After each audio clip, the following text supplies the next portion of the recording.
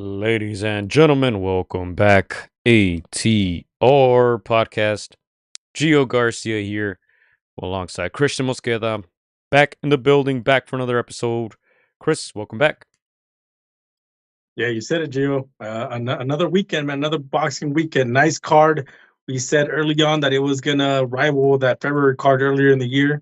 Yeah, man. Let's get started, Gio. Yeah, so we had a ton of action, obviously. Riyadh season.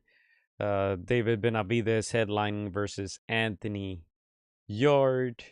We had Devin Haney versus Brian Norman Jr. Also title fight on that.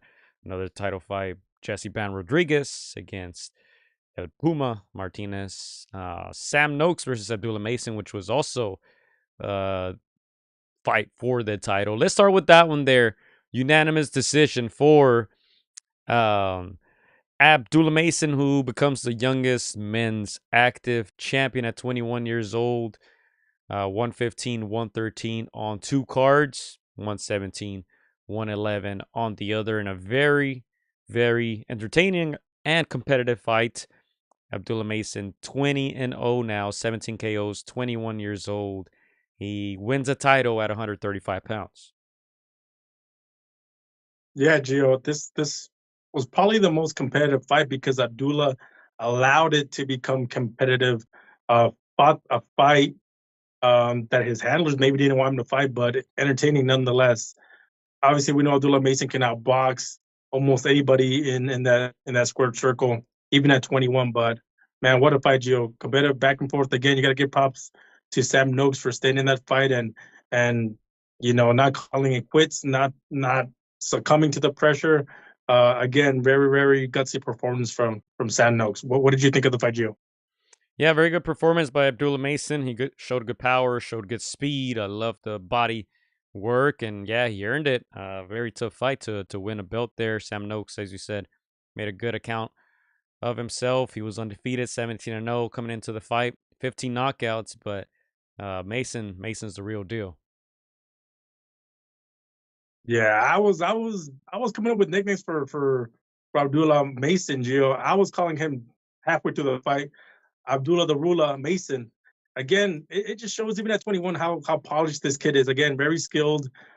Again, he could have just boxed circles around Noakes, and I don't think too many people would have been upset. But the fact that he wanted to make it a fight, he stayed in the pocket, dug to the body. It made it for a fun fight. So again, hats off to him for fighting the fight in the style of Noakes. And again, props to Noakes because again, there was moments where if it was any other fighter, and you know how we're critical of the UK fighters, we sometimes say these guys, when they cross over, they succumb to the pressure. They can't take a body shot. I understand nobody likes body shots, but usually that's where fighters kind of succumb to that pressure. And Sam Noakes did it. Went the distance, gave a good account of himself, and I feel like he won even in defeat. Shout out to George Rosso from the George Rosso podcast checking in. Shout out to Big Bro also checking in. On your screen, you see the champions at 135. Raymond Murataya, Gervonta Davis, Shakur Stevenson. Not a bad list there. Add Abdullah Mason at 21 years old, 135 pounds. Yeah, and Gio, I feel like Abdullah joins this list of young title holders, a la Xander Zayas. But if you had to compare the both of them, Gio, I feel like Abdullah Mason has paid his dues just a little bit more. I feel like I can't say that he skipped the line. I feel like he's earned it, the hard way. He's been in some tough fights. At 21, sometimes you think, maybe he could have waited 23, 24 to catch a title, but he's up there. He wants the titles. Now he's got to defend him against those names that you just mentioned. Give me your thoughts. At 21, how does he stack up against those other guys in that division, Gio? I don't know. I feel like he's still young. He still has, I feel like, a lot to learn. And yeah, I don't see him getting in there with any of those guys really anytime soon. Do you give him less or more of a chance against those guys than say Xander against the other title holders at 154? Who do you favor? Because they're both kind of in the same predicament. I'm not sure, Chris. I think let's just celebrate Abdullah, man. Let's just celebrate Abdullah. No, again, props to him. Great performance. Title holder at 21. We'll see what happens next. Yeah, let's move on to pound for pound talent. Jesse Bam Rodriguez, who improved to 23 and 16 KOs, 25 years old. Made easy work, I must say, of Fernando Daniel Martinez, the Argentine, who's 34 years old, undefeated before this fight. He was 18 and 0 before this fight. Heavy hitter, but you see only the 9 KOs there. But yeah, he just got demolished in this one. He had no chance against Bam. Stopped him in the 10th. Another impressive performance by, like I said, one of the top pound for pound talents, and Jesse Bam Rodriguez, who continues to collect the belts, continues to impress, and I believe he has 3 now. Is it 3 belts now at that division? So yeah, Jesse Bam Rodriguez doing his thing once again. Yeah, no, this was a complete wash, complete domination. When people say there's level to it, this is a prime example of that. Again, Bam Rodriguez, just a generational talent. Like Puma Martinez, great title holder in his own right, but it just showed that he was leveled below Bam Rodriguez. Again, Bam was just having fun in there, toying with him. The skill difference was apparent from the first 20 seconds. And again, I don't want to say that, the way the commentators were saying that Bam was playing with his food, but in a sense he was, in a sense you feel like he could have finished this fight whenever he wanted, whenever he wanted to get positioned to land a powerful punch. But Uma is a wily veteran. He knows how to survive, and he knows how to, you know, how to survive in there. But yeah, man, that was all Bam Rodriguez. You know, boxing lesson is too short a phrase. Yeah, and the knockout, in my opinion, it's probably going to be up there for one of the knockouts of the year. That's coming up soon. Those awards, right? And impressive. Jesse Bam Rodriguez didn't throw a punch for 10 seconds, and it seemed like he was setting something up there. A huge left hand, and Martinez just couldn't get up. He took a lot of punishment in this one. Shout out to him. That nose was bleeding for more than half of the fight. Um, just dominance by Bam, who continues to improve. And yeah, I think he's going to have to go up a weight class or two to find a real challenge. And throughout the telecast, there was obviously a lot of chatter of him going up, him, going up two-weight classes and fighting a name that is synonymous with, pound for pound greatness. What was your thought on that conversation, and where do you stand on that? I know we've talked a little bit about it in the past, but where do you stand on that conversation? Well, I agree with Sergio Mora where he told the other two to slap themselves if they thought Bam Rodriguez was going to be the favorite if he fought Inoue. I mean, I don't know what they were smoking, but yeah, I think once you start going up in weight classes, that's when it starts getting a little dangerous. And to me, Bam has been solidified as one of the top pound for pound guys, probably top 5, top 6. So yeah, he's been on my list up there for a while. I was scrolling here through the resume, and we've talked about him many times. Juan Francisco Estrada stopped him. Sonny Edwards stopped him. Let's see. Soren Visai stopped him. Cuadras pretty much won every single round against him.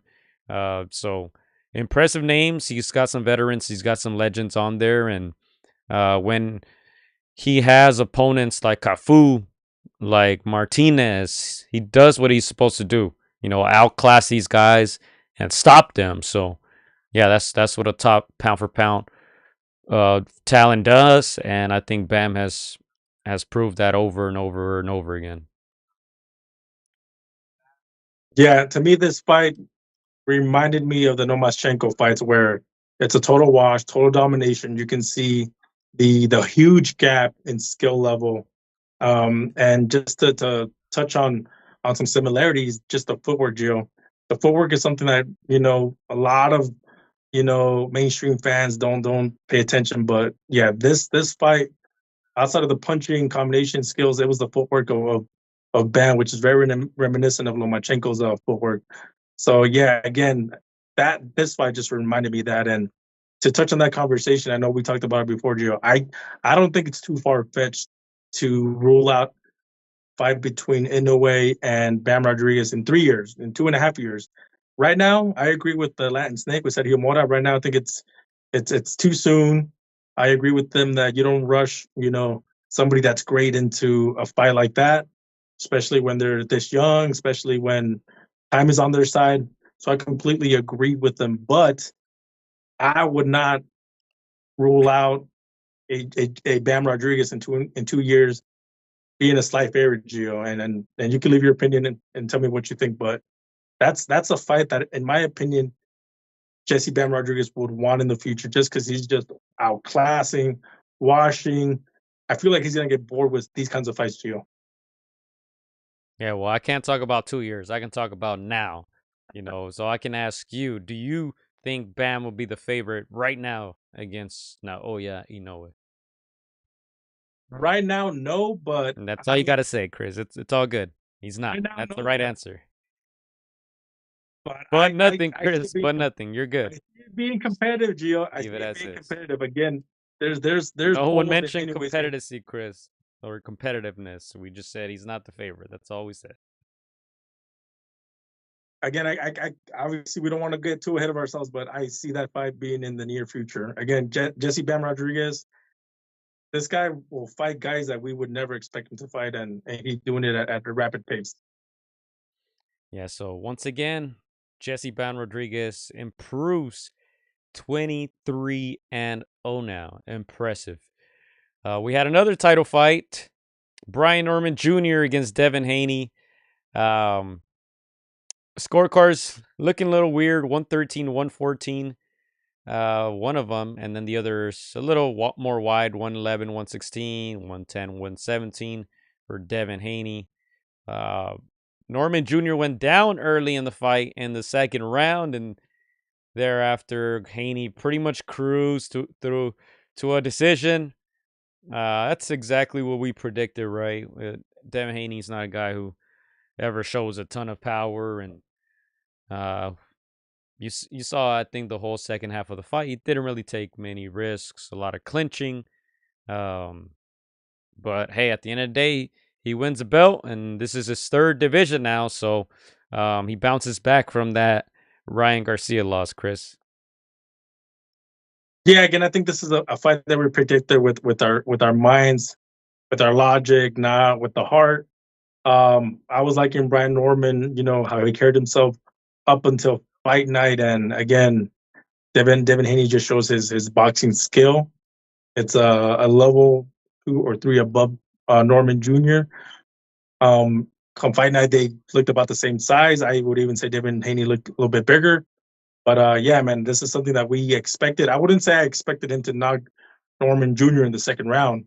If you were to ask me that, I would have been like, I don't see that happening. But again, it's a reminiscent of a Regis Progrerius type fight where the skill, you know, finds that punch, and that was enough to shake up Norman Jr. And like you said, did what he needed to do to get out a decision. But yeah, man, again, Devin Haney, I got to give him respect, Gio. He I picked him to win, but I felt there could have been some kind of Norman power shot coming through, and the goats of Ryan Garcia were going to reappear. That was not the case here. Devin Haney gets another title. Respect to him. He's a title holder at 147. Yeah, I must say I was a little disappointed by Norman Jr. The fact that he allowed Haney to clinch so much. When there's a fight like that, yeah, you got to blame obviously the person who's clinching, but hey, you're in there with him. It takes two to tango, and I feel like Norman Jr. never had an answer to all the clinching. As you said, he wasn't really able to land anything big. He's a guy with a ton of power, 22 KOs and 28 wins. Obviously some of the standout wins was the Santillan KO. That was impressive. You can't say he has a deep, deep resume there, Norman Jr. So we knew it was going to be an uphill battle, which is why we predicted Haney by decision. And yeah, we can't say we're shocked at this one. I think the only surprising thing would be that knockdown. right? You guys, I'm sure you saw the clips on the socials of Haney saying he was gonna knock him down. Norman saying he couldn't do that, and he did it early in the fight, which is pretty surprising. But at the end of the day, the scorecards weren't surprising. I think if these guys fight 9 out of 10 times, I think Haney is a level above Norman Jr. So not awfully surprised at that result. Yeah, again, we gotta give props to Devin Haney. Again, Brian Norman Jr. His stock drops just a bit. This was his chance to get in front of the boxing fan, the boxing aficionado, and he pretty much lets this one go. Again, we said it, Gio. This could have been a Maidana versus Mayweather kind of fight, and Norman Jr. did not make it messy. That's what you're supposed to do against a high skilled boxer such as a Devin Haney, such as a Mayweather, and Brian Norman Jr. does not capitalize on this opportunity. Again, hey, if you put money for Haney, that was a smart bet because this was close to 50-50, when Right. it comes to the betting odds. So, man, if you put some money on Haney, I'm sure you came up, and that was probably one of the easier bets, right? As well as if you put money on David Benavidez, right? Obviously, much bigger favorite against Anthony Yarde. Benavidez will improve to 31-0. Did get the stoppage, Chris. You got that stoppage. Yarde was not able to last all 12 rounds. Gets stopped in the 7th. An accumulation of punches there. Referee stopped it. And at the end of the day, Benavidez did what he was supposed to, right, against another older veteran, 34 years old now, Yarde. His 4th loss, his 3rd by KO. He always possesses that power, so he can be dangerous. But yeah, he didn't show much in this one. Yarde and Benavidez now, they had a fight lined up for him. That's how confident they were about him beating Yarde. They already had that Zurdo fight lined up, it seems like. But let's go. First of all, thoughts on the fight itself before we move on to that Zurdo fight. Yeah, no. First of all, Benavidez did what he needed to do, get a win, get it convincingly. Win by stoppage to keep him pressing. It keeps to silence folks that say that power doesn't carry over to these higher weight divisions. It shows that his speed, even just putting those punches together, is enough to get a TKO or have the ref interference to stop any fight. Having said that, Gio, and I'm very big on David Benavidez. I like his rawness. I like how he calls out people. He's very transparent, in my opinion. Having said all that, I was a little disappointed in this fight where I wanted to see a little bit more boxing skills. I know that's not always his game, but yeah, man, no jab in there, no, not a lot of you know, not a lot of boxing. I feel like I need to see those things so I can put him in that elite level. I think he's got potential to be a face of boxing. He has the potential to bring in those pay-per-view numbers or those that huge mass audience. But yeah, man, I feel like this fight reminded me a little bit of Julio Cesar Chavez Jr. as he's going up those weight divisions. I hope I'm wrong because I really do like David Benavidez. I feel like he's a more disciplined fighter. He's more he has more passion for the sport than did Julio Cesar Chavez Jr. So I'm hoping that I'm wrong, but yeah, I was a little disappointed. Not gonna lie, when it comes to the boxing skill and putting his arsenal together, if you may say. All right, shout out to Sam. He says, Saludos. Big Bro saying Yarde fought scared, was throwing a lot of weak punches, he says. He also says, imagine what Boots would have done to Norman. No wonder they ducked that smoke, he says, about that 147-pound fight. But yeah, not much. I feel like, Chris. I feel like I've said this many, many times from Benavidez after his fights. We don't learn much. I feel like I don't think fighting these older veterans does much for him. But hey, they emailed him the title. He retained it, so now it looks like he's going to fight at cruiserweight to challenge for that belt. But yeah, if you see, David Morrell was his last win. That was a good one in my opinion. Alexander Vosdik, again, kind of the same as this fight, or even worse. He fought an older veteran. Demetrius Andrade, you know how I feel about Andrade, Chris. We never thought he was the real deal, so not sure how I feel about that one. The Caleb Plant win was a good one. David Lemieux, not sure why he fought him, and a lot of guys, on that resume that are very questionable. But at 28 years old, 31 wins. Um, is this a step up now against Zurdo? Do we see it as a step up? He's going up in weight again to cruiser. We know he's a big guy, so I don't think size will be a problem. But do you see this as a step up for Benavidez? You're a Benavidez guy, Chris. What do you think about that matchup that they announced right after the fight against Zurdo Ramirez? Oscar De Loya posted it all over his socials. Benavidez talked about it in the post-fight interview. What are your thoughts on this Zurdo fight? Is it a step up fight, or is this a fight that Benavidez is supposed to win? It's a step up only because it's the cruiserweight division, Gio. But I don't know if you feel the way I feel, but I thought it was a little weird the way that the fight was announced. Usually when you announce a fight like that, already set in stone, it has to be somebody you're excited about. No disrespect to Surdo, I've met him before, we've interviewed him before. Great dude, but that's not a fight that excites me, Gio. And again, I get it. Two Hispanic fighters on Cinco de Mayo weekend. I get it. You're supposed to get the casual fan, the Mexican fan payer.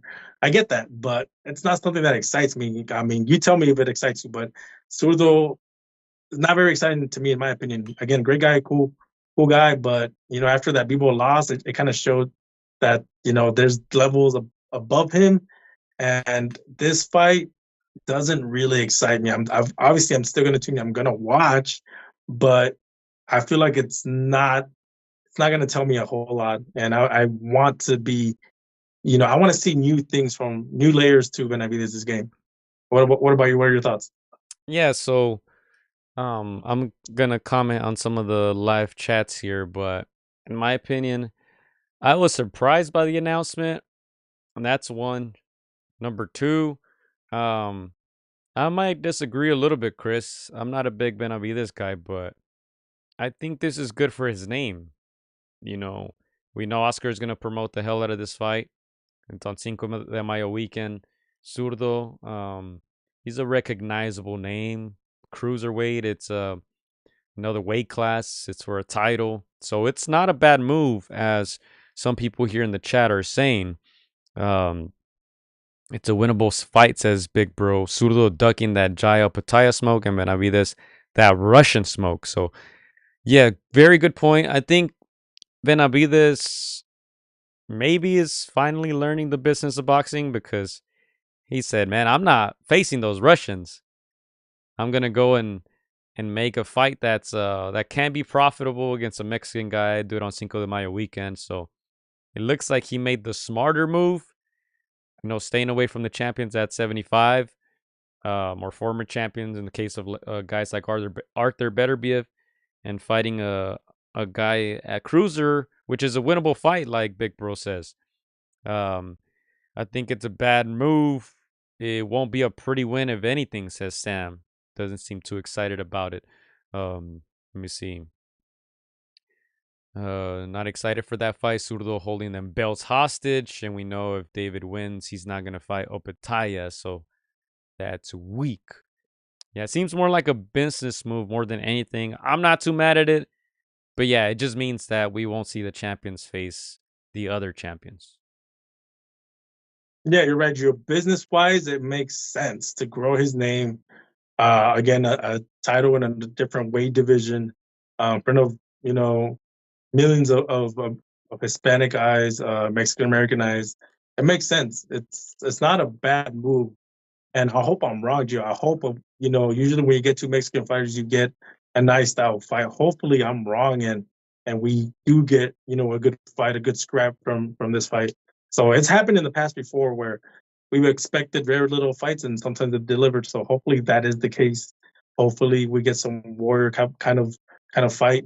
You know, I expect a little more in this Yarde fight. I expected more, back and forth in the booth, in the pocket, kind of, and like Big Bro said, Yarde was just fighting in between punches, and not something that we were used to, as we saw with his in his previous fights against those Russians. So yeah, man. Again, I like Benavidez' style. I like him as a person. I think he's good for the sport. But hopefully we get some good action and a good dance partner from Zurdo Ramirez. I would love to be wrong. Yeah, and we'll see what Zurdo we get. Obviously, we saw him in that loss against Bivol. The fight wasn't even close. Um, we've seen him look good at times. We've seen him look in shape at times. Now, both of them, are similar size. We know they've sparred before. We know they've been sparring partners. So, um, I don't know. I think you'd have to give Benavidez the edge at the moment. But yeah, we'll see if they're able to get the fans excited. You would assume that it's going to be on pay-per-view. So we'll see how they sell it. I was reading that Zurdo was supposed to have a fight soon as well. So let's see if they actually finalize that, or if there's another fight that's going to be in the way. But yeah, I mean, they sounded very confident that this fight was made and signed, and that it's going to happen on Cinco de Mayo weekend. We'll see if Canelo fights, if he chooses to fight that weekend as well. Maybe if he's petty against Oscar and against Benavidez, he maybe gets the rematch going against Crawford, or I've heard those rumors as well. So yeah, it'll be interesting. Um, but I think Zurdo needs Benavidez, and Benavidez needs Zurdo, just name wise, because if they fight other guys, not sure how enticing, how profitable those fights would be. Business wise, very good. I think career wise, not sure it does much for either, honestly. Yeah, like you said, this is going to be a career high payday for both fighters, in my opinion. When you have the Mexican fan base and all their eyes on you, if Canelo, doesn't fight on Cinco de Mayo weekend, and I agree with you, Joe. I think he's going to be petty. I don't see him, giving up that date so easily.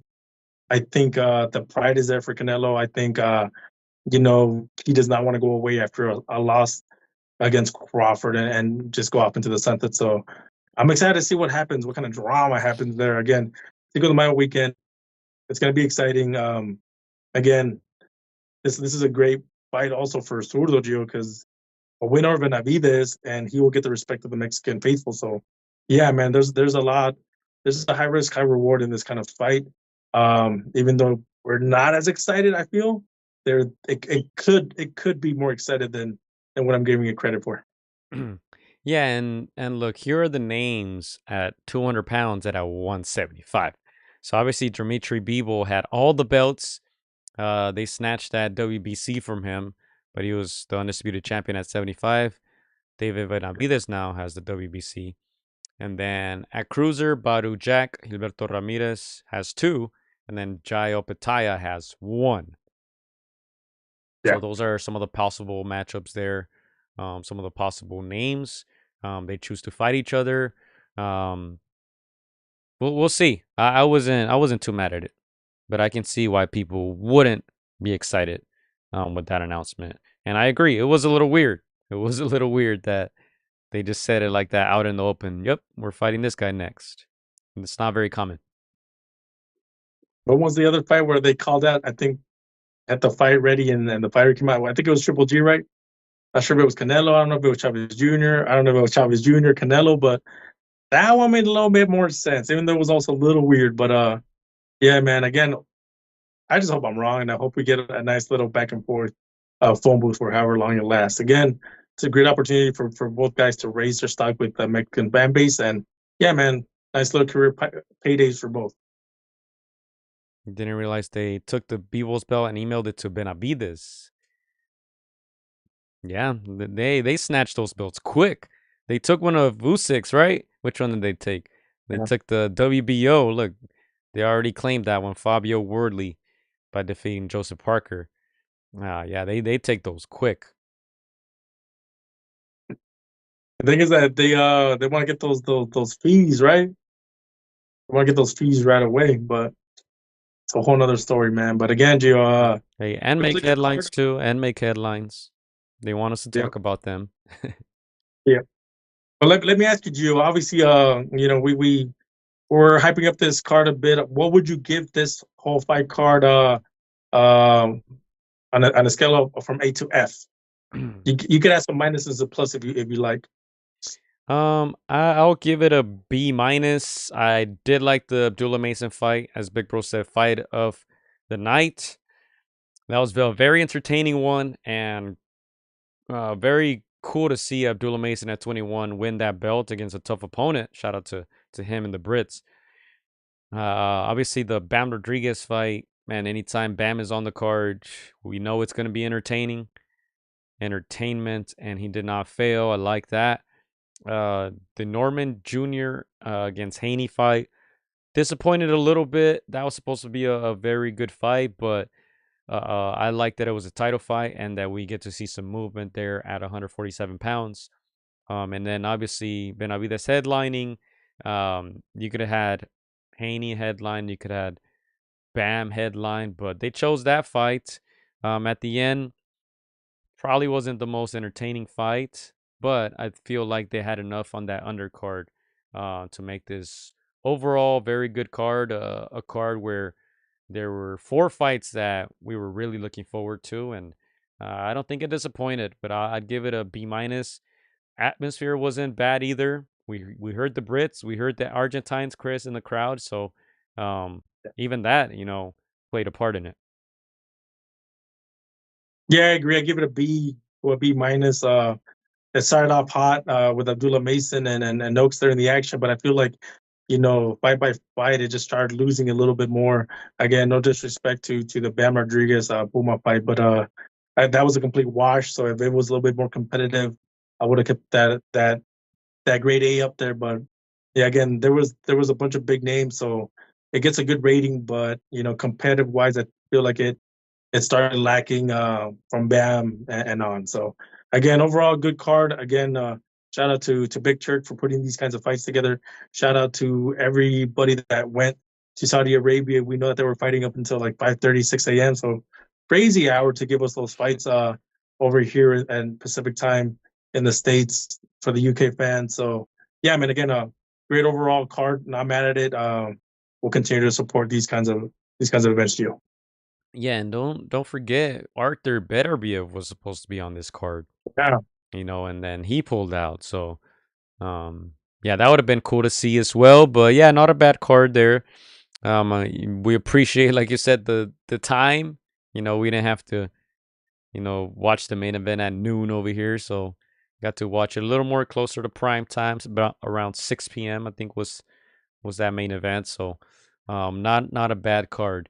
We do have a pretty good card, Chris, coming up December 6th. Now, this one's on pay-per-view. Prime Video PBC. Lamont Roach against Isaac Pitbull Cruz. Your boy Pitbull, Chris. He's back. That's for an interim title. 130, 140, at 140, sorry. Janibek Alamhanala against Erislandi Lara. I'm looking forward to that one. Very good fight. That's for both titles, unification. 3 titles on the line, 2 from Janibek, 1 from Lara. I won't give any promo to those ABC names, but you can see them there on your screens. Shocky Foster against Stephen Fulton. That should be a good one too.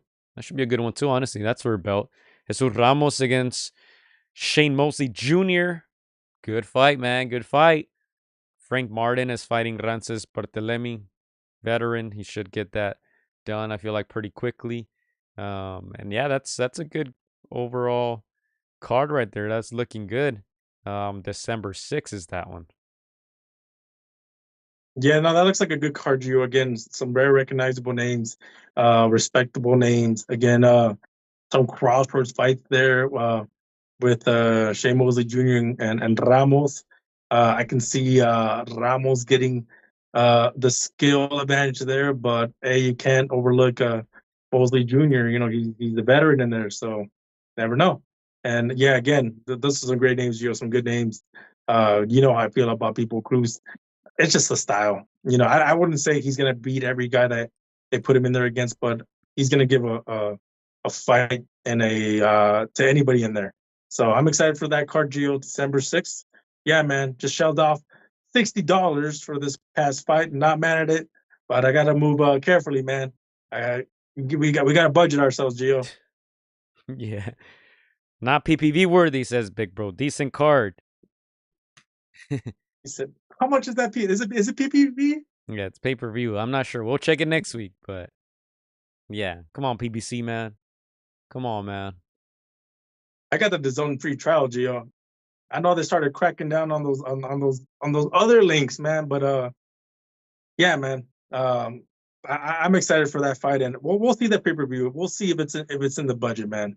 It's not a bad card. Yeah, man. Make sure to like this video, share it so we can get some views to be able to afford these pay per views, man. Getting out of hand. Come on, guys. It's getting crazy, man. Those zone prices went up.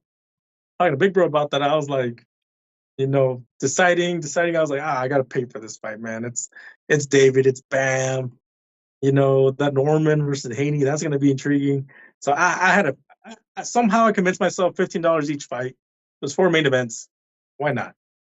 Why not? You know. Before we get out of here, man, big shout out to Right Hook Roxy, improved to 7-0. That fight was on Saturday here in Long Beach, actually, California. She got that W, continues to shine, continues to remain undefeated, Chris. Yeah, no, again, shout out to Long Beach getting those fights. Again, more and more fights are coming to the Long Beach area. So I mean that's where we born and raised. That's where a lot of our friends live. So yeah, shout out to Long Beach, man. Shout out to the 562. Yes, sir. All right, anything else you got, Chris, before we get up out of here? We are, what, about 40 minutes in. Anything else that you wanted to mention? Nah, again, just a great. Again, overall, even though we give it a B minus overall as a card, it was a great night of fighting. Again, great fights over there in Saudi Arabia. Shout out to Big Turk for continuing to put those fights together. Shout out to everything else that went outside the ring, the Connor Benz. Just making it a little bit entertaining outside of that square circle. So again, can't wait to see the next rated season card. And yeah, man, we're here for it, Gio. What do you think Ben gets next? What does Ben get next, man? He wants a big payday. I think he deserves it. The last 2 fights with Chris Eubank were very, very entertaining, and we've talked about this, Gio, on the podcast. One thing is to entertain inside, the other is to entertain outside, and I think Conor Ben has found his way back to being a name that can be thrown in there with any of the top 147s, 154s, and so yeah, man, we need characters in boxing, and Conor Ben has found his way back to that picture. Yeah, I think he targets a guy like Ryan Garcia, Yeah, Rollies, someone like that. I yeah. think. I think he wants the clout. He wants those paydays. He wants to make a big name over here in the States. So I think that's who he will try to get next. But we'll see if he gets him. I agree, Gio. We did say it in previous podcasts. This has been one of the weakest eras for the welterweight division. So if I'm not condoning betting, but if there's any time to bet on somebody losing their title, this is the time, Gio. So yeah, man, I can see Conor Ben against a Rollies Romero, and that would be an entertaining fight. That would be a great press buildup for sure. Yeah, man. I feel like Xander be catching these strays, Chris. Poor Xander. It's been like a month straight from us. And I like Xander. I like Xander, but he cut the line, man.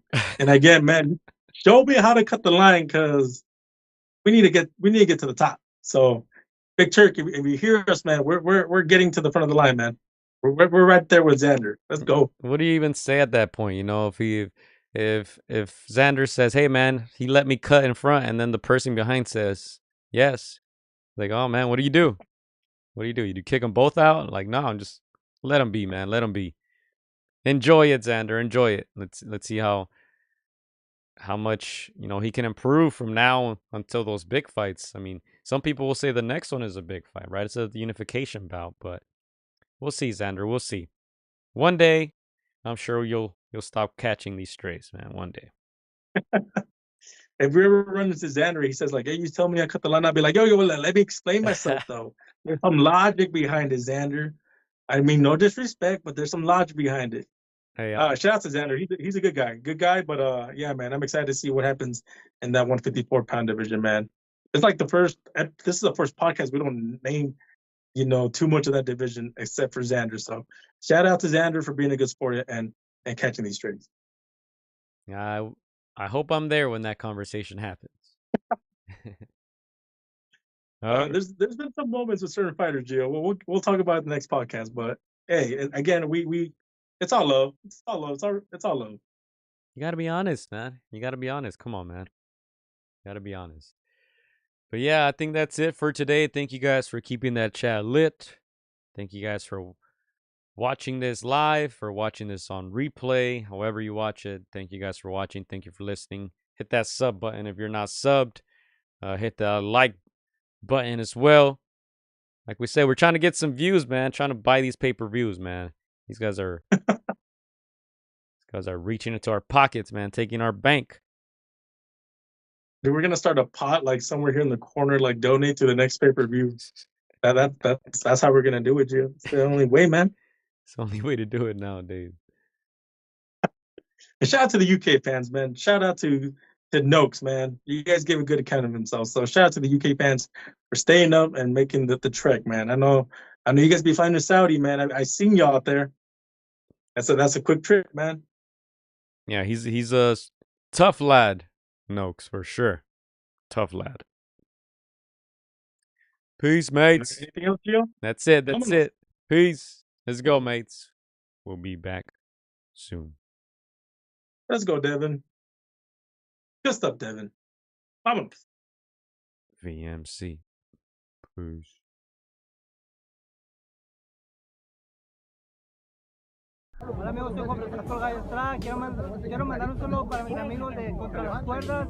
Échenle muchas ganas. Un abrazo, muchas bendiciones. Shout out to Against the Ropes. You know what mine is? Let's box, bitches. It's almost fight night. Shout out to Against the Ropes. Thank you for the support. Keep doing your thing. You're doing a great job. So thank you and best wishes. Against the Ropes. Huge shout out to Against the Ropes. Against the Ropes. Shout out to Against the Ropes. Thank you guys for the interview and hope to see you very soon. Against the Ropes, always doing the right thing. Shout out to Against the Ropes, man. I appreciate you guys for having me, taking the time on y'all day. Against the Ropes, #1. Freddie Roach. Thank you very much.